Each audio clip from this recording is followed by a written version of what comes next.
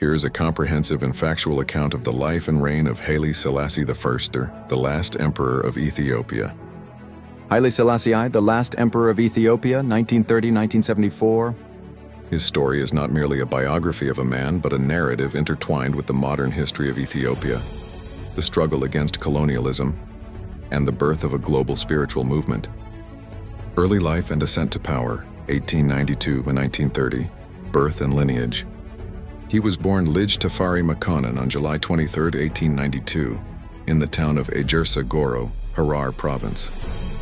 His father was Ras Makonnen Volde Mikael, a trusted cousin and senior general of Emperor Menelik II. This royal Amhara lineage granted him a claim to the throne.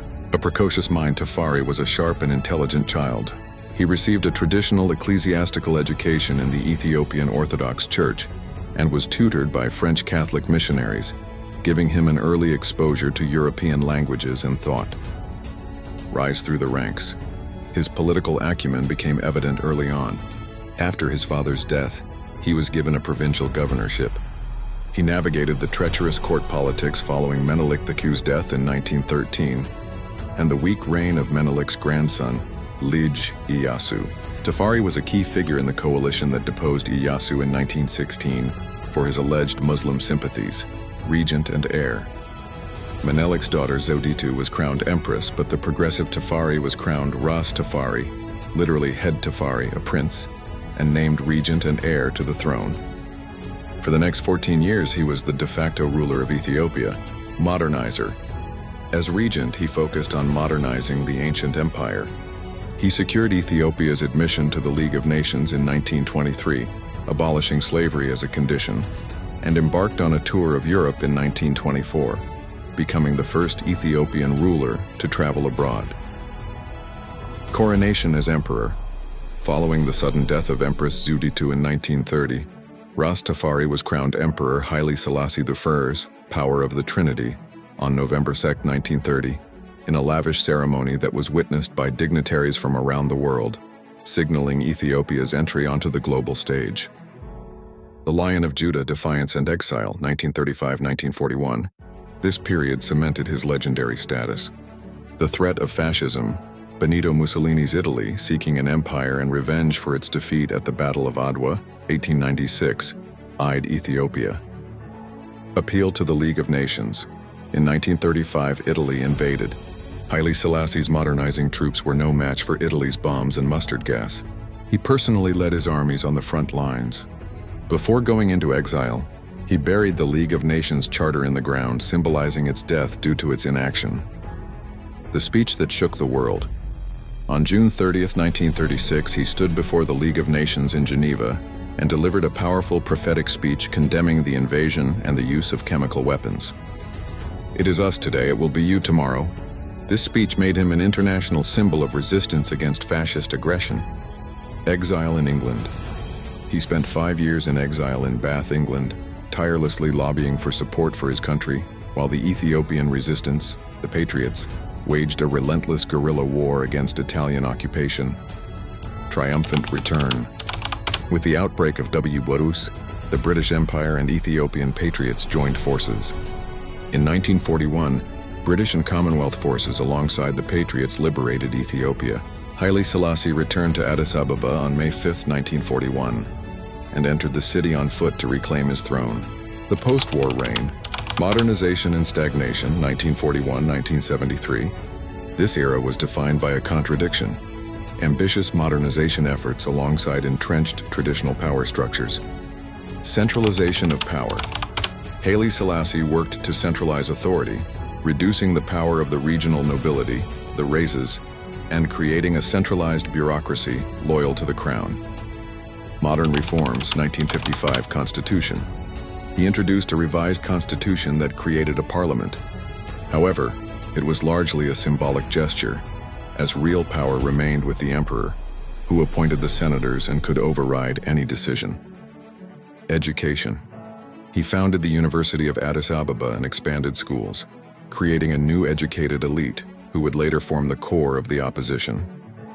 Foreign policy. He was a founding father of the Organization of African Unity, OAU, in 1963, headquartered in Addis Ababa. He became a towering figure in the Pan-African movement and the post-colonial world, advocating for African unity and decolonization. The unaddressed problems. Land tenure. The vast majority of land was owned by the church and the aristocracy. The peasantry lived in feudal-like conditions, facing heavy taxation and tenant farming. Growing inequality. While a small urban elite prospered, the rural population remained among the poorest in the world. Political repression. Dissent was not tolerated. The 1960 coup attempt by the imperial bodyguard, while unsuccessful, revealed deep-seated discontent within the educated military and youth. The response was a crackdown, not reform. The Eritrean question.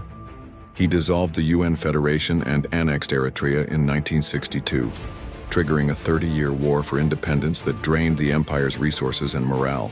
The final curtain. Famine, revolution, and death. 1973-1974. The downfall was swift and catastrophic. The Wallow Famine, 1972-1973.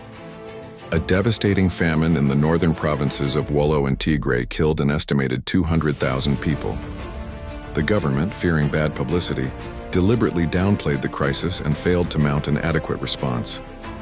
When international media finally exposed the scale of the tragedy, it shattered the emperor's divine image and revealed a government utterly detached from its people. The revolution unfolds. In early 1974, a mutiny in the army over pay and conditions sparked a wider revolt. A committee of low-ranking military officers, known as the Derg Committee, gradually took control, arresting aristocrats and officials. Deposition. The Derg, led by Major Mengistu Haile Mariam, systematically dismantled the emperor's power.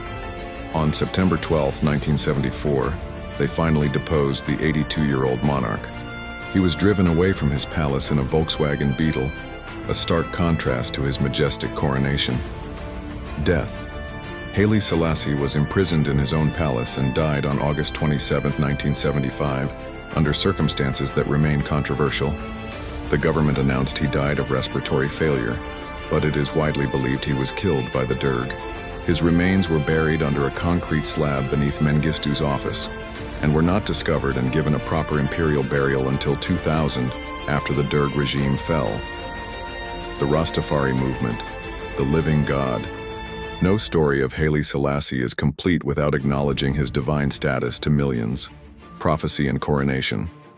In Jamaica, black nationalist preachers like Marcus Garvey had spoken of a future black king in Africa who would be the Redeemer.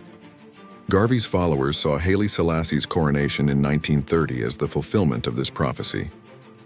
King of Kings, Lord of Lords. His traditional titles, taken from Revelation in the Bible, were seen as direct evidence of his divinity. The name. The movement took its name from his pre-imperial title, Rastafari. The Godhead. Rastafarians believe Haile Selassie is the living incarnation of God, Jah.